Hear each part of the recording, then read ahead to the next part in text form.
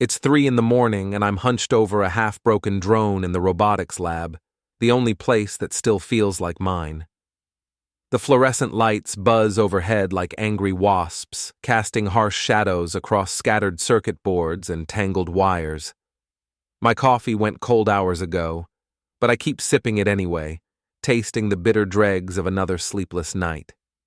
Before we dive deeper into this story, I have one small request. Please subscribe, drop a like, comment, and hit that hype button to boost this channel so more people can discover these incredible Reddit stories. Chelsea's phone lights up on the workbench beside me. Again. Boss flashes across the screen at 2:57 a.m. I scroll through months of texts with shaking fingers. Just business my ass. Late-night strategy sessions, weekend client meetings, and enough heart emojis to stock a Valentine's Day factory. The apartment we shared for 5 years is half-packed now.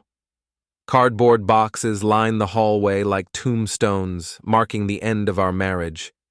She's been buying new clothes, leaving receipts scattered across our kitchen counter like trophies of her newfound freedom. Designer shoes, silk blouses, jewelry that costs more than I make in 3 months teaching high school robotics. The city outside buzzes with late-night energy, but our place has turned ice cold. Every conversation feels like walking through a minefield. Every glance carries the weight of unspoken accusations and broken promises.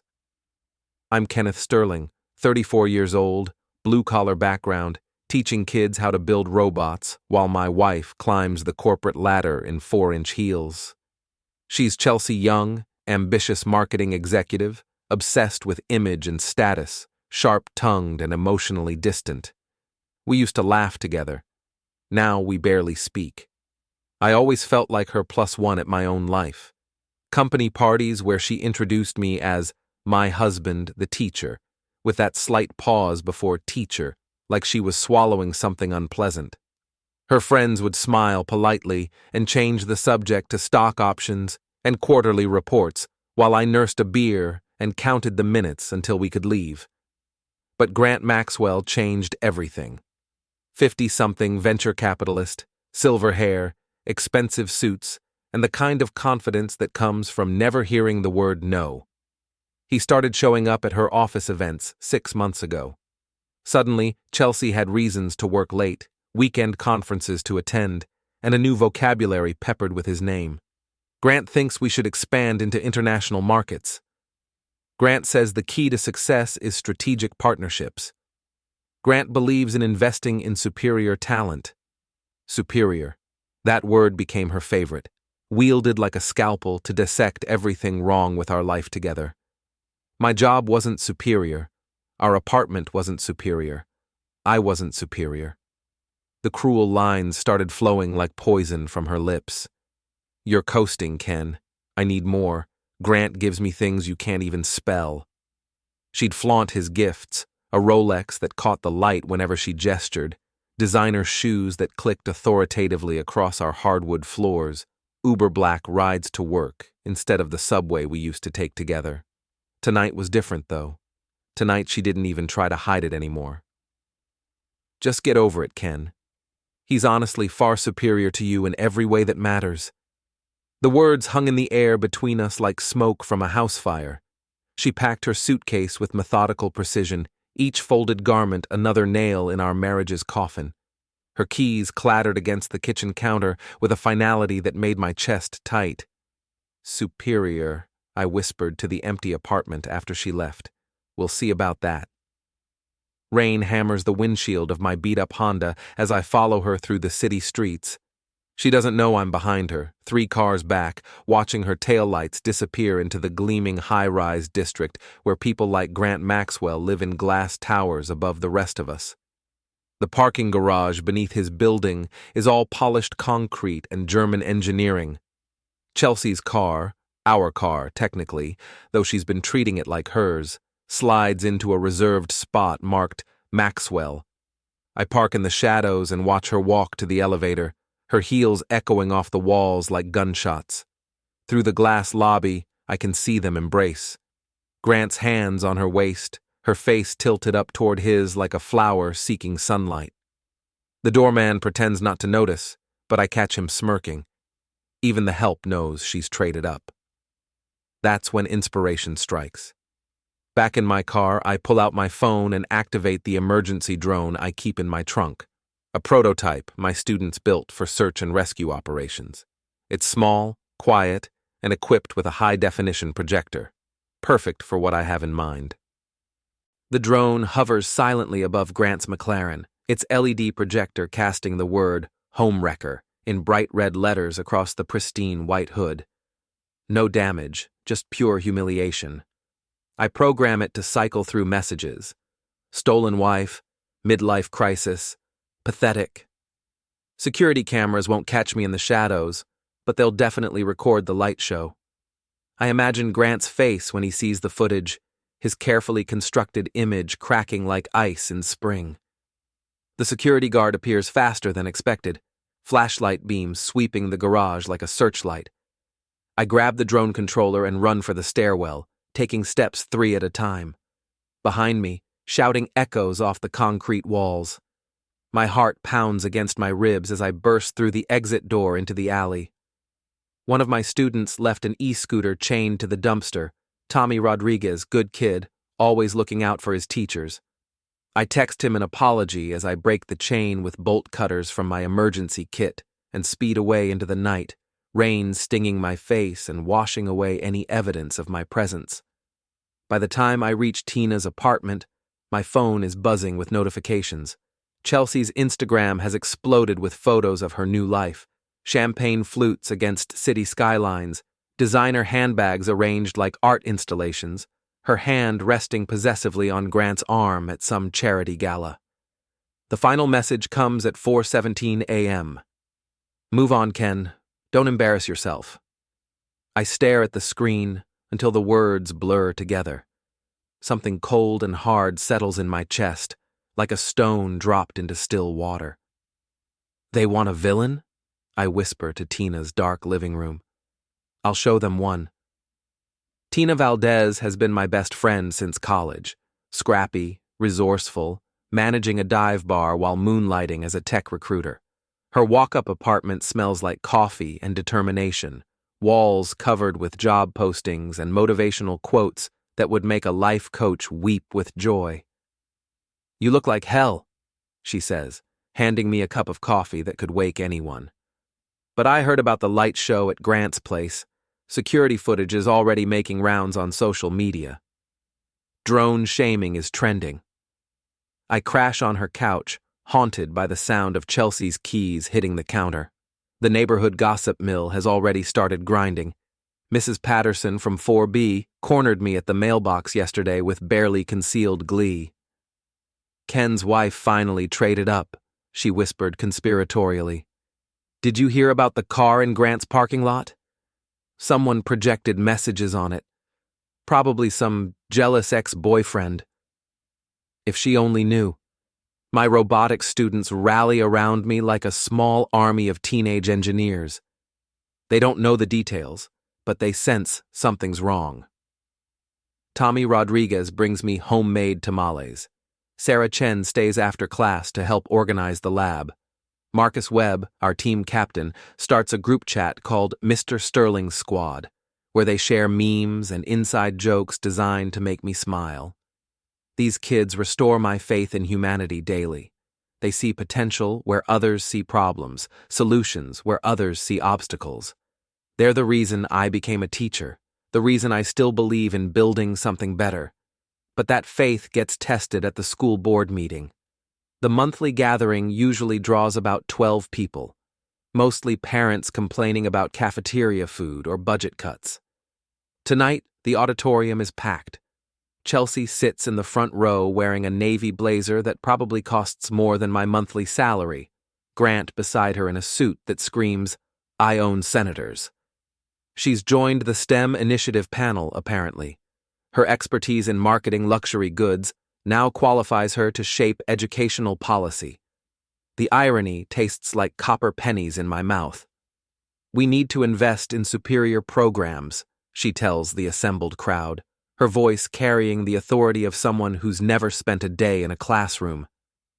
Too many of our educators are simply coasting, content with mediocrity when our children deserve excellence. Her eyes find mine across the room. The message is clear. This is personal. Grant Maxwell has generously offered to fund expanded robotics programs, the superintendent announces. His foundation believes in supporting superior talent and innovative approaches to STEM education. The applause feels like thunder in my ears. Grant stands, adjusting his cufflinks with practiced humility. I believe in investing in the future, he says, but we must ensure our educators meet the highest standards. Some teachers seem more focused on personal projects than professional excellence. More pointed looks in my direction. Chelsea nods approvingly, her wedding ring, our wedding ring, catching the fluorescent lights. When they open the floor for comments, I stand slowly. Every eye in the room turns toward me like flowers tracking the sun. I'd like to thank Mr. Maxwell for his generous offer, I begin, my voice steady despite the rage burning in my chest. It's inspiring to see such commitment to education from someone who clearly values superior relationships and strategic partnerships. The emphasis on superior draws a few confused glances. Chelsea's smile falters slightly. My students have won 3 state championships using equipment I bought with my own money and parts we salvaged from old computers. They've learned that innovation comes from necessity, not from having everything handed to you. They understand that true superiority isn't about having the most expensive tools. It's about building something meaningful with whatever you've got. I pause, letting the words sink in. But I suppose some people prefer to invest in sure things rather than taking risks on unproven talent. After all, it's much easier to acquire something that's already been developed by someone else than to build it yourself from scratch. The room is silent. Chelsea's face has gone pale, Grant's jaw tight with suppressed anger. I look forward to working with the new funding, I conclude. I'm sure my students will continue to demonstrate the kind of superior performance that comes from dedication, hard work, and loyalty, qualities that seem increasingly rare in today's world. The scattered applause feels like victory, but I know I've just declared war. The boxing gym becomes my sanctuary. It's a throwback to another era.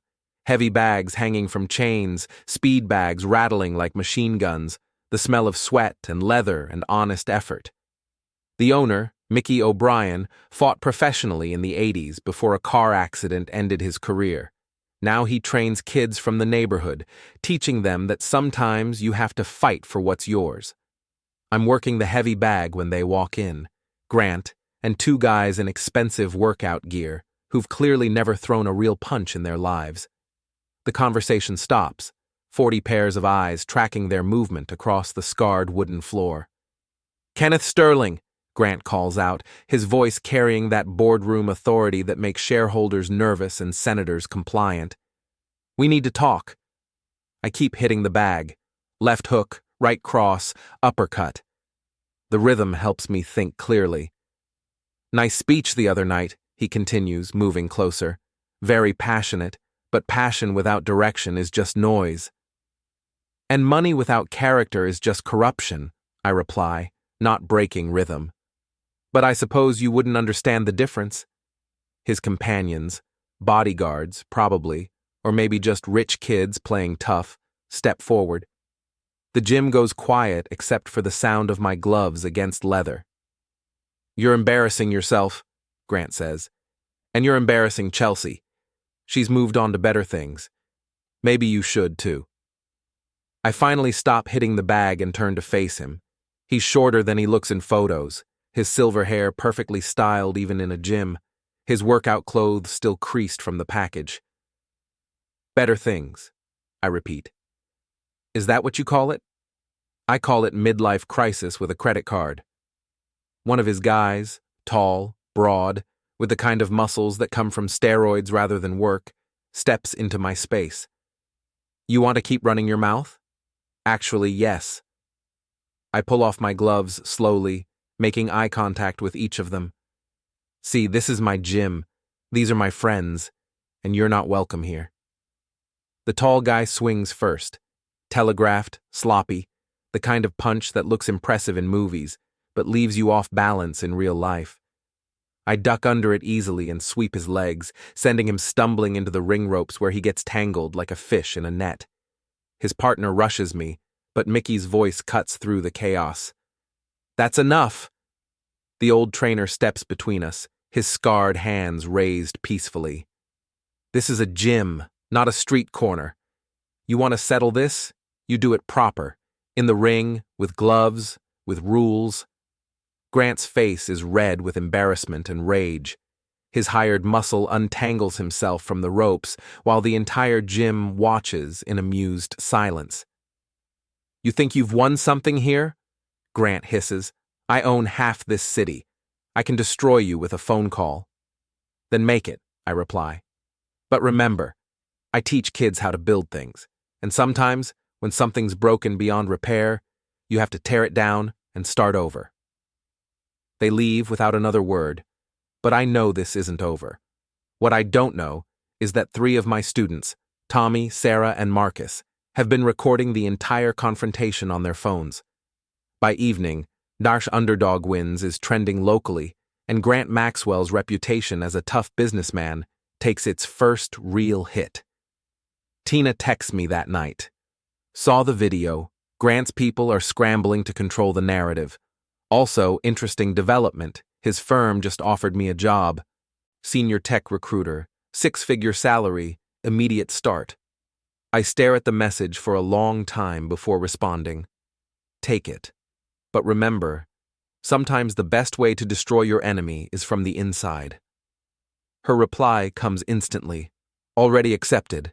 Grant's world is about to burn. Ready for phase 2? Tina's new office is everything I expected. Glass walls, ergonomic furniture, and the kind of sterile corporate atmosphere that sucks the soul out of creative people. She fits in perfectly, her natural charisma and tech background, making her an instant hit with Grant's team. What they don't know is that Tina Valdez holds grudges like a master chess player holds strategies, carefully, patiently, and with devastating precision. Grant Maxwell fired her mother from a cleaning company he owned 15 years ago, right before Christmas, for redundancy. Tina was 17, working 2 jobs to help pay rent, watching her proud mother cry over a pink slip delivered by a man who spent more on lunch than they made in a week. Now she has access to Grant's calendar, his client list, and most importantly, his business plans. The intelligence she feeds me is pure gold. He's hemorrhaging money, she whispers during one of our coffee meetings at a diner across town from both our workplaces. 3 major deals fell through last month. His partners are getting nervous. And Chelsea? She has no idea how precarious his situation really is. I start small. Anonymous tips to business reporters about Grant's failed ventures. Nothing illegal, just public information presented in unflattering contexts. A drone delivery startup that burned through $10 million before producing a single working prototype. A social media platform that was supposed to revolutionize online dating, but couldn't attract users beyond Grant's immediate circle. The stories don't make headlines, but they plant seeds of doubt in the minds of potential investors and business partners. Grant's golden reputation begins to tarnish around the edges. Meanwhile, Chelsea's social media presence becomes increasingly desperate. Photos of expensive dinners with captions about living my best life, designer handbags arranged artfully on marble countertops, selfies in Grant's penthouse with the city skyline backdrop, her smile bright but somehow hollow. She posts a particularly galling image, her hand resting on Grant's chest, both of them in formal wear at some charity gala, with the caption, "Success with superior men, Bosch living my best life. Upgrade complete." The comments section fills with heart emojis and congratulations from her new circle of friends, women who measure worth in handbag prices and vacation destinations, who speak in corporate buzzwords and Instagram hashtags. But I noticed something else in those comments. Subtle digs disguised as compliments, backhanded praise that reveals the competitive nature of Chelsea's new social circle. These women aren't her friends, they're rivals tolerating her presence as long as she's useful for networking and social climbing. Tina's intelligence proves invaluable for my next phase of operations. She discovers that Grant's main investors are meeting next week to discuss pulling their funding from his latest venture, a cryptocurrency exchange that exists mainly in PowerPoint presentations and press releases. He's planning to announce major expansion at the robotics championship, Tina reports.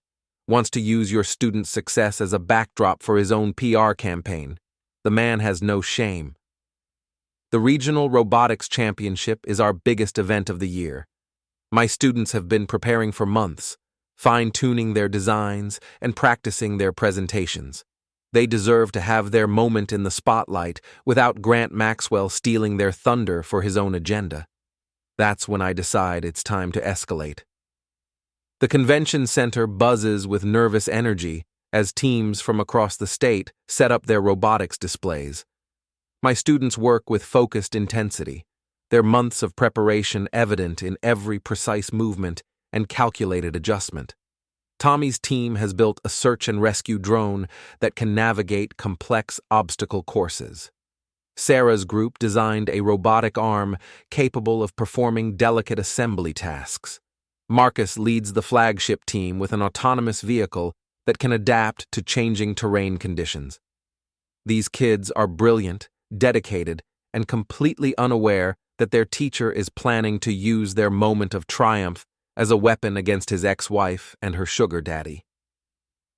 Chelsea arrives fashionably late, of course, wearing a red dress that probably costs more than my car and enough jewelry to fund a small school district. Grant follows in her wake, glad-handing judges and officials like he's running for mayor. The local news crew focuses on them instead of the students, drawn by his practiced charm and her photogenic smile. Mr. Sterling! The reporter, a young woman fresh out of journalism school, approaches with her cameraman in tow. We understand Mr. Maxwell has been instrumental in funding your program. How has his support changed things for your students? I smile, the expression feeling like broken glass in my mouth. Grant's contributions have been interesting. He certainly brought a lot of attention to our program. The competition begins, and my students perform flawlessly. Tommy's drone navigates the rescue course in record time. Sarah's robotic arm completes the assembly challenge without a single error. Marcus's autonomous vehicle adapts to every obstacle the judges throw at it, its AI learning and evolving in real time. We win, all 3 categories, plus the overall championship. My students cry and hug and celebrate with the pure joy of young people who've worked hard and achieved something meaningful. That's when Grant makes his move. He approaches the podium without invitation, his smile radiating false humility and calculated generosity. I'd like to thank everyone who made today possible, he begins, his voice carrying over the crowd. When I decided to invest in superior educational programs, I knew we'd see results like this. The cameras focus on him, the reporters scribbling notes about his visionary leadership and commitment to youth development. My students, my brilliant, hard-working students, become props in his personal PR campaign. Education is about investing in the future, he continues, and I'm proud to support teachers who share my commitment to excellence and innovation. That's my cue. I step to the microphone, gently but firmly displacing Grant with a smile that could cut diamond. Thank you, Grant, for those inspiring words. I'd like to add some context for our audience. The crowd settles, expecting the usual gracious acceptance speech. Instead, I deliver something else entirely. These students have been working on their projects for 8 months. They've spent weekends in our lab, sacrificed social events for extra practice, and invested their own money in materials when our budget ran short. Their success comes from dedication, creativity, and the kind of superior character that can't be bought. I pause, making eye contact with the news camera. Mr. Maxwell's foundation made a generous donation to our program exactly 3 weeks ago, after these students had already qualified for the championship, after their robots were built and tested, after their hard work was essentially complete. His contribution purchased some new equipment that will benefit future students, which we appreciate. But let's be clear about who deserves credit for today's victory. The silence in the auditorium is deafening. Grant's face cycles through confusion, anger, and embarrassment like a slot machine landing on bankruptcy. True superiority isn't about taking credit for other people's achievements, I continue. It's about recognizing talent, supporting it without expectation of recognition, and understanding that some things, like integrity, loyalty, and genuine accomplishment, can't be acquired through financial transactions. Chelsea appears at Grant's elbow, her face pale with fury and humiliation. She whispers something urgent in his ear, probably suggesting they leave before the situation deteriorates further. But I'm not finished. I'd also like to thank my ex-wife for attending today's event. Chelsea has always been supportive of superior performance, and I'm sure she's proud to see what real success looks like when it's earned rather than purchased. The crowd murmurs, sensing drama, but not understanding its source. Chelsea's carefully applied makeup can't hide the rage burning in her eyes. She steps toward the microphone, probably planning to deliver some cutting response that will restore her dignity and put me in my place. Instead, Tina appears from nowhere with a pitcher of fruit punch, ostensibly heading to the refreshment table, but somehow managing to trip at exactly the wrong moment. Red liquid cascades over Chelsea's designer dress like a crimson waterfall. She gasps, stumbles backward, and crashes into Grant, sending both of them sprawling across the floor in a tangle of expensive fabric and wounded pride. The crowd erupts in laughter, not cruel exactly, but the kind of uncontrollable mirth that comes from witnessing something so perfectly, absurdly timed that it feels like cosmic justice.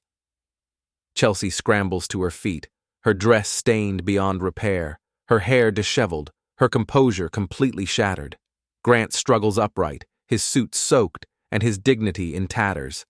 "This is harassment," Chelsea shrieks, her voice cracking with humiliation. "He planned this. He's stalking us."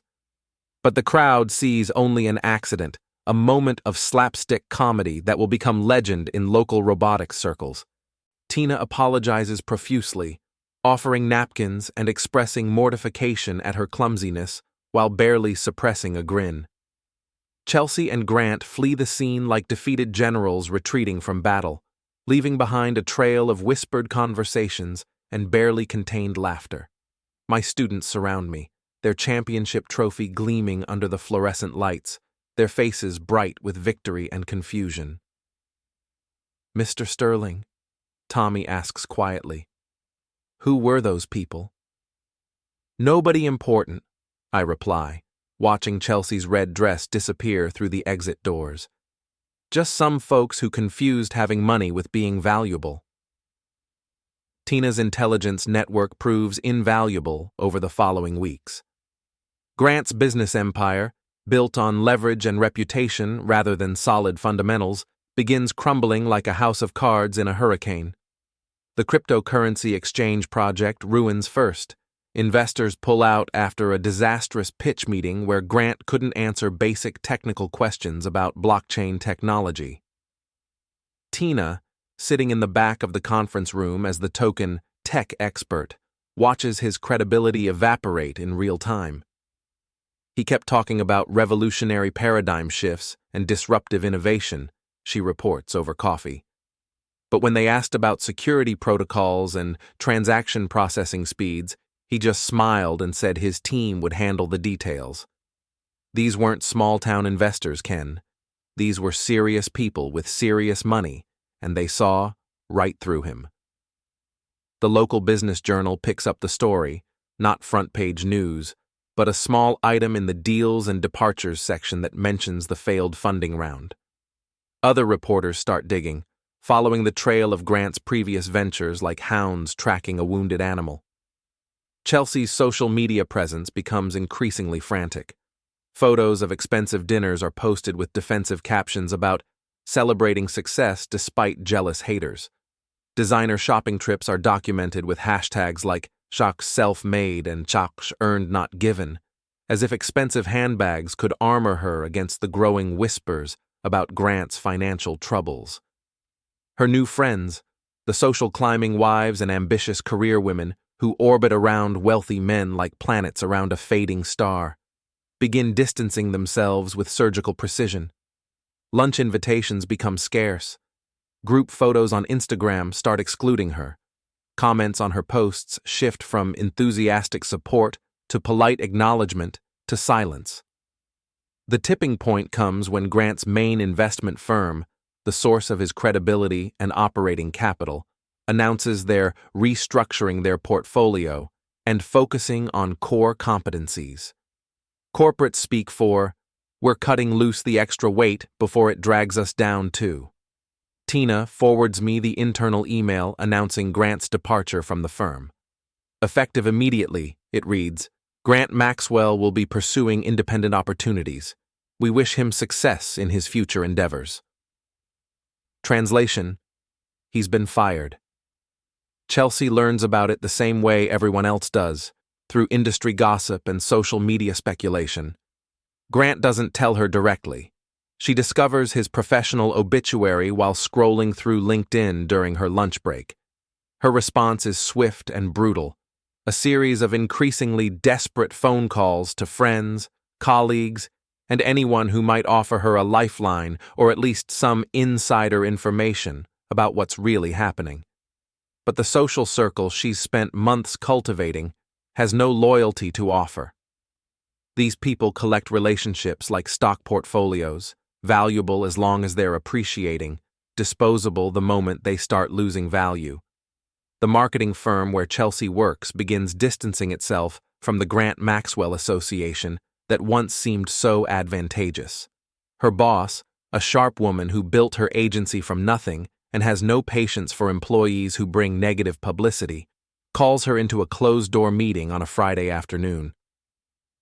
"Chelsea, we need to discuss your future with the agency," she begins, her tone carrying the kind of professional courtesy that precedes professional execution.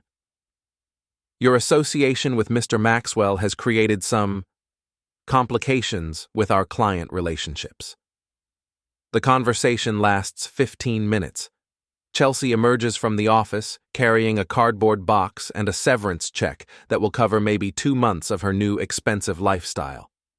She's evicted from Grant's penthouse the following week, not by him directly, but by his property management company acting on behalf of the bank that's foreclosing on his assets. Grant himself has disappeared, rumored to be staying with relatives in another state, while his lawyers sort through the wreckage of his financial empire. Chelsea's belongings, the designer clothes, expensive jewelry, and luxury accessories that represented her transformation into a superior woman, sit in boxes in a storage unit she can barely afford. Her new friends have vanished like morning mist, leaving her isolated and desperate. That's when she starts texting me. The first message arrives at 11:47 p.m. on a Tuesday. "Ken, I know you're angry, but can we talk? I think I made a mistake." I don't respond. The second message comes the next night. "I miss our life together. I miss us. Grant isn't who I thought he was." Still nothing from me.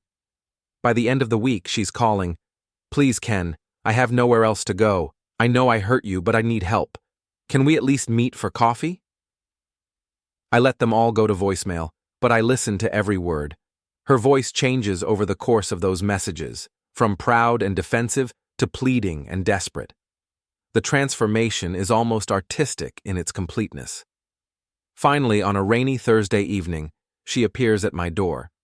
She looks smaller somehow, standing in the hallway outside Tina's apartment building with a single suitcase and the kind of desperate hope that comes from having exhausted all other options. Her designer clothes are wrinkled, her makeup smudged by rain and tears, her carefully constructed image as disheveled as her hair. "Ken," she whispers, her voice barely audible over the sound of water dripping from the fire escape. Please, I have nowhere else to go. I study her face, the woman I married, the woman I loved, the woman who told me her lover was far superior in every way that mattered. She's beautiful still, but there's something hollow in her eyes now, like a house with all the furniture removed. Chelsea, I say finally, not moving from the doorway. What happened to your superior man? She flinches as if I'd slapped her. He's gone. His business collapsed. The penthouse was foreclosed. He left town without telling me. And your new friends? The ones who were so impressed by your upgrade? Another flinch. They won't return my calls. From the kitchen comes the sound of Tina washing dishes and humming off-key, a deliberately normal domestic noise that makes Chelsea's desperation seem even more pathetic by contrast. So, let me understand this correctly, I continue, my voice conversational, almost friendly.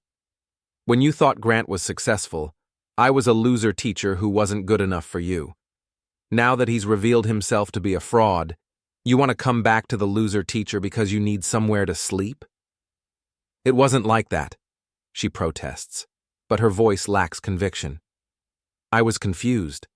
I thought I wanted something different, something more exciting. Something superior, I correct. She nods miserably. I was wrong. I know that now.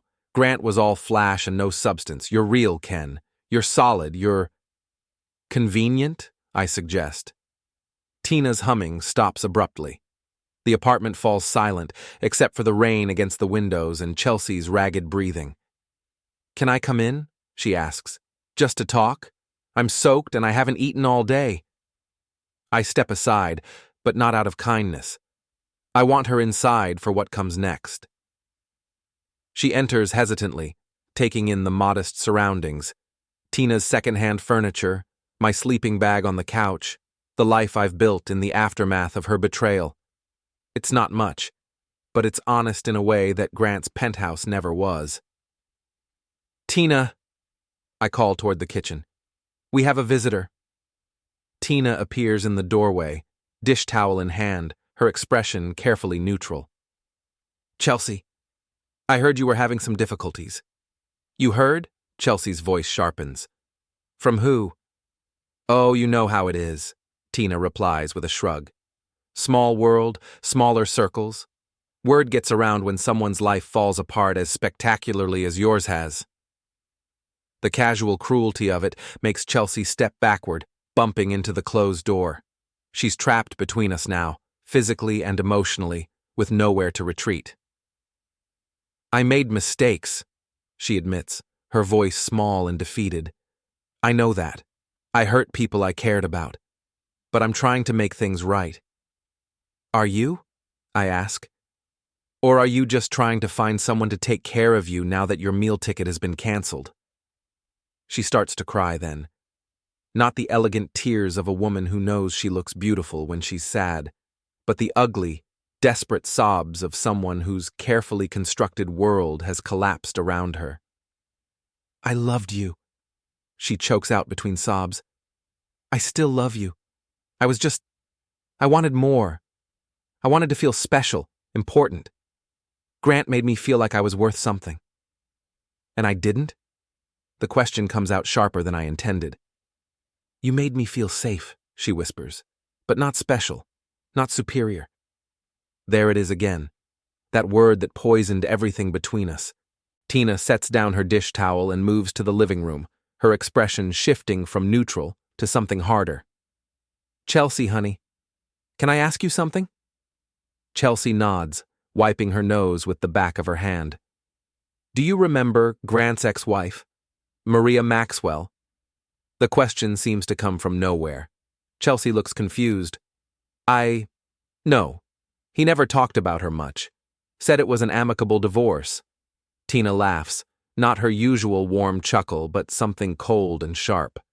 Amicable. That's interesting, because Maria and I have been having coffee every week for the past 2 months. The color drains from Chelsea's face. What? Oh, yes, Tina continues, settling into her favorite chair like a cat preparing to play with a mouse.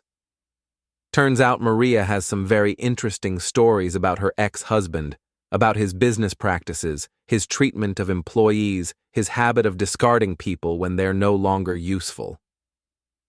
I watch Chelsea process this information, seeing the moment when she realizes how thoroughly she's been manipulated, not just by Grant, but by us. "You planned this," she whispers. "Both of you. You destroyed him on purpose." "We didn't destroy anything," I correct. "We just provided some context. Grant destroyed himself through his own greed and incompetence. We just made sure people knew what they were really investing in." Tina nods approvingly. Maria was particularly helpful with the financial details. Amazing what an ex-wife knows about hidden debts and failed ventures. Chelsea sinks onto the couch, her suitcase forgotten by the door. "You ruined my life." "No," I say firmly. "You ruined your own life. You chose to betray our marriage for a man you barely knew. You chose to humiliate me publicly. You chose to throw away 5 years together because you thought you'd found something superior." The word hangs in the air between us like a blade. "We just made sure you got exactly what you deserved." What happens next isn't planned exactly, but it unfolds with the kind of perfect timing that makes you believe in cosmic justice. Tina's phone rings, and she answers with theatrical enthusiasm. "Maria, perfect timing. Yes, she's here. No, I don't think she knew about your collaboration. Would you like to tell her yourself?" She puts the phone on speaker, and Maria Maxwell's voice fills the room, cultured, confident, and absolutely merciless. "Hello, Chelsea. I understand you've been enjoying my ex-husband's company for the past few months." Chelsea stares at the phone like it might bite her. How do you know about you? Honey, I've known about all of Grant's affairs. You weren't special, you were just the most recent, and definitely not the most intelligent, based on how thoroughly you've been played. The casual cruelty of it makes me almost feel sorry for Chelsea. Almost. "Grant has a pattern," Maria continues. "He finds ambitious women who are dissatisfied with their current situations. He promises them a better life, superior opportunities, access to his wealth and connections. He uses them for ego validation and arm candy until the novelty wears off or his finances get tight. Then he discards them and moves on to the next target." Chelsea's face cycles through disbelief, recognition, and dawning horror. "You're lying." "Am I? How many of his friends did you actually meet? How much did you really know about his business dealings? Did he ever take you to family events or introduce you to anyone who mattered in his life?" The silence stretches long enough to answer the question. "I thought so," Maria says with satisfaction. "You were a temporary distraction, nothing more. And now that his house of cards has collapsed, you're learning what all his other mistresses learned. Grant Maxwell doesn't save anyone but himself." Tina grins at me over Chelsea's bowed head. This is going even better than we'd hoped. "But here's the thing, Chelsea," Maria continues. "I don't blame you entirely.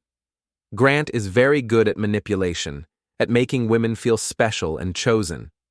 What I can't forgive is how you treated your husband in the process."